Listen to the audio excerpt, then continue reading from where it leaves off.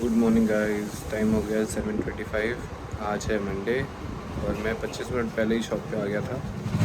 सब कुछ सेटअप कर लिया है, बस वेट कर रहा हूँ कि एक बार अमूल वाले भी आ जाए तो उनके दूध को भी अलग अलग फ्रिज में एडजस्ट कर दूँ और फिर पापा आ जाए।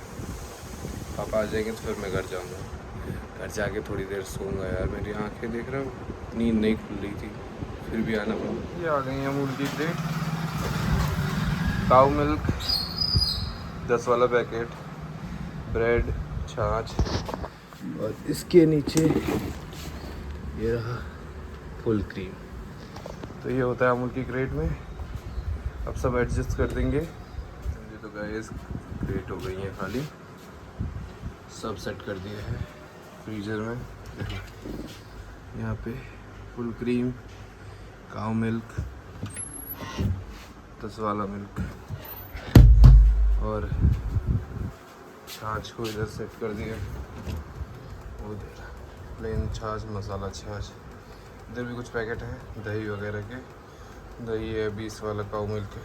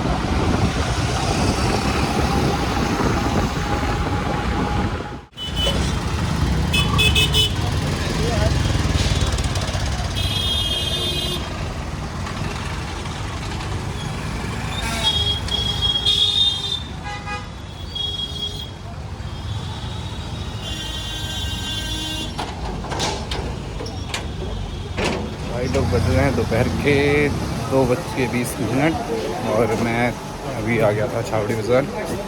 स्टेशनरी सप्लाई के लिए कुछ सामान लेना था, सामान ले लिया है। अब उस सामान को डिलीवर भी करना है। 1 घंटे के अंदर महिपालपुर पहुंच के उस सामान को डिलीवर भी करना है। ठीक है, डिलीवरी के टाइम पे देखते हैं टाइम पे डिलीवरी कर पाते हैं कि नहीं। तो अभी टाइम हो गया है 3:15 और महिपालपुर आके डिलीवरी कर दी है। अब जा रहा हूँ घर की तरफ, जाके लंच करूँगा, नहाऊँगा, रेडी होके फिर इंस्टीट्यूट जाऊँगा। 4 बजे से मेरी क्लास है। लोग बज चुके हैं 4 और मैं रेडी होके लंच करके नहा धो के अपनी टीचिंग ड्यूटीज़ के लिए निकल चुका हूँ। भाई लोग टाइम हो गया है 9:50। 10 अभी नहीं बजे हैं। मैं 50 मिनट पहले ही पहुंच गया था और पापा से टेक ओवर ले लिया था मैंने। और मैं अभी ये जो वीडियो बना रहा हूँ एक बहुत ही इंटरेस्टिंग चीज़ के लिए बना रहा हूँ, जो मैंने अभी एक्सपीरियंस करी थी कुछ देर पहले, मॉर्निंग में एक्सपीरियंस करी थी, मैं आपको बताता हूँ। तो बात ये है कि ये है मेरा पेटीएम का बॉक्स, ठीक है। होता क्या है कि कोई भी ट्रांजैक्शन आप करोगे मेरे फ़ोन पेटीएम बिजनेस अकाउंट पे, कोई भी ट्रांजैक्शन होती है तो ये मेरे को अलर्ट देता है, बोलता है, बजता है, क्योंकि पेटीएम मेरे फ़ोन से लिंक्ड है और मोस्टली यहाँ पे पापा बैठे रहते हैं, तो इससे उनको पता चलता है कि ट्रांजैक्शन कितने अमाउंट की हुई है, कोई पेटीएम कर रहा है या नहीं कर रहा है।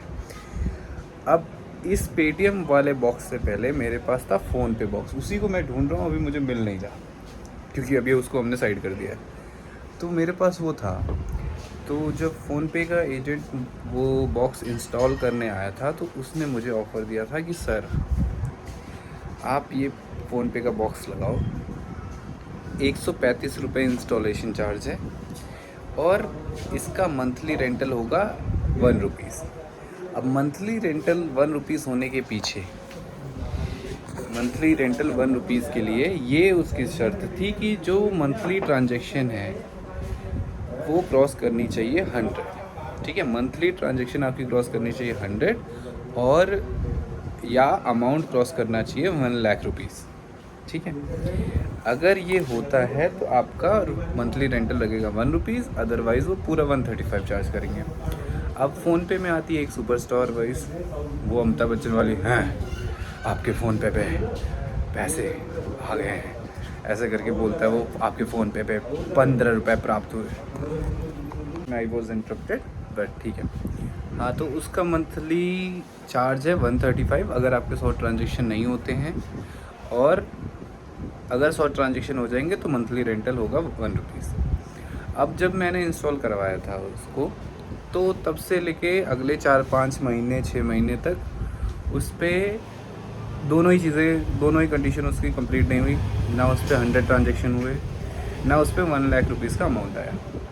अब लास्ट मंथ जब मैंने ये शॉप ली तो मेरी ट्रांजेक्शन एक दिन की ही 100 से ज़्यादा हो गई, ठीक है। तो टेक्निकली ट्रांजेक्शन तो पूरी हो गई है, और अच्छी बात ये थी कि मेरे जो अमाउंट है वो भी 1 लाख को एक्सीड कर गया था फॉर द मंथ। अब इसके बाद भी उसने मेरा चार्ज किया 135, तो एक अच्छे सिटीज़न की तरह मैंने कस्टमर केयर को फ़ोन किया और फ़ोन करके उनसे बोला कि हमारी ट्रांजैक्शन भी पूरी है और अमाउंट भी पूरा है, तो आपने चार्ज क्यों किया।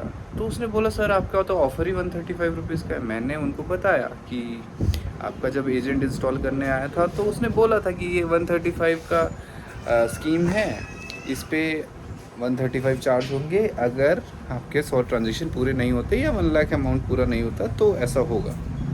तो मैंने कहा I was fine with it, जब तक मेरे 100 ट्रांजेक्शन या 1 लाख नहीं हो रहे थे आई वॉज़ पेइंग इट, मुझे कोई समस्या नहीं थी। बट अभी जब मेरे 100 ट्रांजेक्शन में पूरे हो गए और अमाउंट भी 1 लाख को एक्सीड कर गया तो मैं पे क्यों करूँ, ठीक है। तो उसने बोला नहीं सर यही है, अभी तो कोई ऑफ़र भी नहीं है। तो मैंने उनको बोला ठीक है आप मेरी सर्विस, आप जो है एक टिकट रेस करो और सर्विस क्लोज़ करवा दो, ठीक है। तो उसने इस बात पर उसने बोला कि चलो आप 1 मिनट होल्ड करो सर, मैं चेक करती हूँ, अगर आपके लिए कोई स्कीम अवेलेबल है तो चेक करके बता देती हूँ। अब मैंने होल्ड किया, उन्होंने चेक करा, फिर वो काउंटर ऑफ़र क्या लेके आए कि मैं आपको 1 रुपीज़ रेंटल वाली स्कीम देती हूँ 20 दिन के लिए। एक 20 दिन के लिए मुझे रेंटल वाली स्कीम दे रही थी। मेरे पास ऑलरेडी पेटीएम बिज़नेस है, ठीक है, मेरा पेटीएम बिज़नेस का रेंटल 1 रुपीज़ है। अब लॉजिकली मैं उनका 20 दिन का प्लान क्यों लूँ। तो मैंने कहा आपको प्लान नहीं चाहिए, आप मेरी सर्विस क्लोज़ करने के लिए टिकट रेज़ कर दो। अब उन्होंने टिकट रेज़ करी है या नहीं करी है इसका मुझे अभी तक कोई कंफर्मेशन नहीं आया है, बट मैं कहना ये चाहता हूँ, द पॉइंट इज़ कि इनके जब भी एजेंट वगैरह आते हैं फ़ोनपे वगैरह वाले, वो एक्चुअल स्कीम कभी नहीं बताते। वो आपको बताएंगे कि ऐसा कर लोगे तो वैसा हो जाएगा। जैसे मुझे बोला था कि 100 ट्रांजेक्शन कंप्लीट करने पे या 1 लाख एक्सीड करने पे आपका 1 रुपीज़ रेंटल कटेगा, अदरवाइज़ 135। लेकिन 6 महीने तक उन्होंने मेरा पूरा ही 135 काटा। तो यही सब चीज़ें हमेशा कुछ ना कुछ हिडन होते हैं और इसके लिए कोई अकाउंटेबिलिटी भी नहीं है। आप उनसे कहोगे कि आपके एजेंट ने मुझे फॉल्स इन्फॉर्मेशन दी थी और मुझे ऐसा स्कीम की स्टार्टिंग में ऐसा बताया गया था, तो वो मानेंगे भी नहीं और उनके पास कोई अकाउंटेबिलिटी नहीं होती इस चीज़ की। ऐसा ही मेरे साथ कोटक बैंक के साथ भी हुआ। कोटक बैंक में मेरा करंट अकाउंट है। उसने मुझे बोला था कि सर आप मुझे 1 लाख का चेक दे दो, आपका करंट अकाउंट खोल देते हैं और उस पर ज़ीरो मेंटेनेंस आपका करंट अकाउंट रहेगा, जो कि टेक्निकली होता नहीं है। किसी भी बैंक में ज़ीरो मेंटेनेंस पे आपका करंट अकाउंट नहीं होता। आपको कुछ ना कुछ अमाउंट अकाउंट में मेंटेन करना पड़ता है। बट ये बात उसने नहीं बताया। उसने बोला कि हमारा जो है कोटक के अंदर जो स्कीम है वो ज़ीरो मेंटेनेंस स्कीम है। अब हमने खुलवा लिया, 1 साल तक कोई भी मेंटेनेंस का चार्ज नहीं कटा। बट 1 साल बाद अब क्वार्टरली 3000 रुपीज़ कटता है। तो मैंने अपने एक रिस्पॉन्सिबल सिटीज़न की तरह जो है कस्टमर केयर को फ़ोन किया, बात करी उनसे। तो उसने बताया कि सर आपका जो अकाउंट है, जो आपका अकाउंट टाइप है, उस पे 1 साल का वेवर है। मतलब 1 साल तक आपका कोई मेंटेनेंस चार्ज नहीं कटेगा। 1 साल अब पूरे हो चुके हैं तो अब मेंटेनेंस चार्ज आपका कटेगा। अब एजेंट ने मुझे फॉल्स इन्फॉर्मेशन दी। उसने मेरा अकाउंट खुलवाने के लिए स्कीम मुझे गलत तरीके से बताई, लेकिन इसके लिए अकाउंटेबल कौन है? Again I was interrupted by a customer, but ठीक है। हाँ, तो मैं यही कह रहा हूँ कि ऐसी स्कीमें हमें बता के हमें फंसा के चले जाते हैं। और जब आप बात करो या कस्टमर केयर से बात करो या किसी भी मैनेजर से बात करो, तो अकाउंटेबिलिटी के लिए कोई होता ही नहीं। जिसने बताया है कम से कम उसके खिलाफ कुछ तो एक्शन हो, कि मतलब वो कस्टमर को जाके ऐसे फॉल्स स्कीम ना बताए। आप स्कीम्स हिडन रखते हो कस्टमर से, चार्जेस हिडन रखते हो कस्टमर से। अब मुझे चलो सपोज़ मैं अपना अकाउंट डिग्रेड करवा लेता हूँ, मैं कम मेंटेनेंस वाला अकाउंट करवा लेता हूँ, लेकिन मेरे 3000 कटे ना। कटने के बाद आप वो अमाउंट रिफ़ंड भी नहीं करोगे, और कटने के बाद मैं जाके बैंक में फिर से मेहनत करूँ और अकाउंट डिग्रेड कराऊँ और वो पैसे भी मेरे लॉस हुए। अब इसके लिए रिस्पॉन्सिबल बैंक है, एजेंट है, बट मेरे तो बिहाइंड ऑल दिस रेंट मेरा पूरा पॉइंट यही है, accountability. There should be someone accountable for this things. आप कस्टमर को फॉल्स स्कीम दे रहे हो या मैनिपुलेट कर रहे हो into some kind of scheme, और कस्टमर इसकी वजह से सफ़र कर रहा है, तो there should be a division जो इस चीज़ को मॉनिटर करे, इस चीज़ के लिए अकाउंटेबिलिटी क्रिएट करे कि कस्टमर परेशान ना हो। क्योंकि इससे जो है कस्टमर बैंक या कस्टमर कोई भी ऐसी फाइनेंशियल सर्विस से रिलेशन।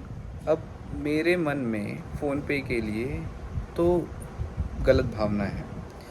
अब मेरे पास अगर ऑप्शन रहेगा कि मैं पेटीएम, फ़ोनपे, गूगल पे में से कोई सर्विस यूज़ करूं, तो मैं हमेशा फ़ोनपे को लीस्ट प्रायोरिटी दूंगा। बड़ी बड़ी कंपनी ये चीज़ ओवर द टाइम रिपीट होती रहती।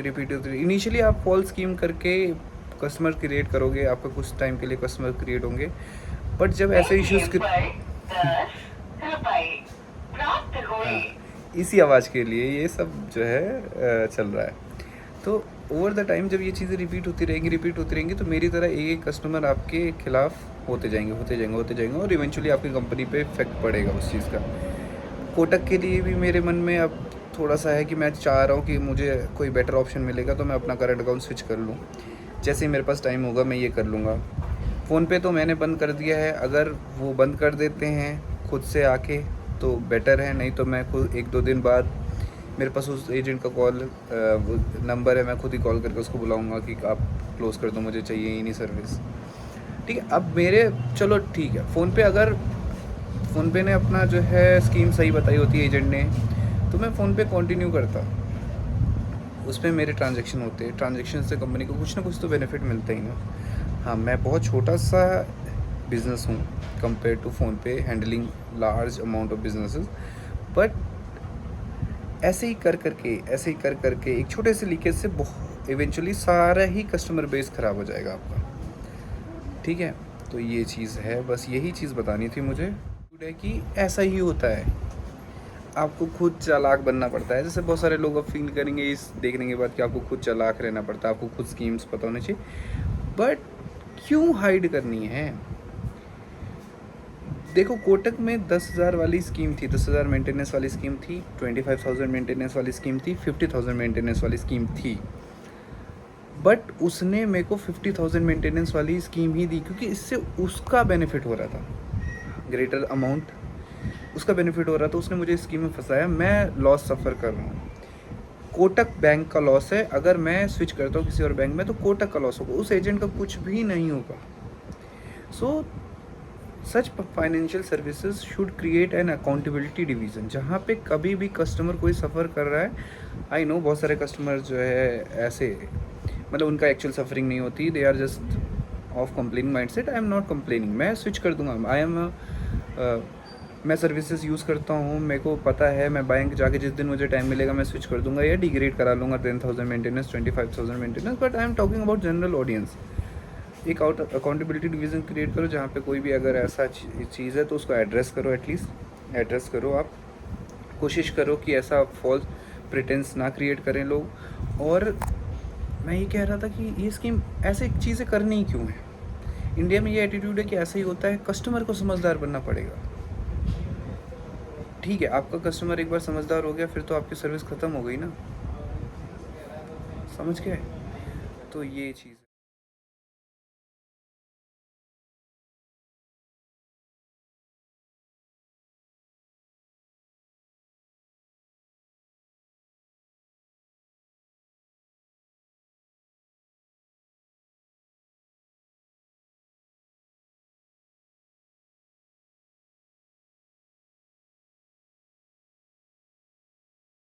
तो भाई लोग 10:40 हो गए हैं और अब सोच रहा हूँ कि आज के लिए डे को यहीं पे एंड करूँ।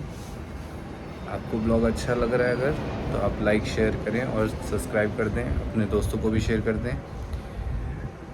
और फिर मिलता हूँ मैं आपसे नेक्स्ट ब्लॉग।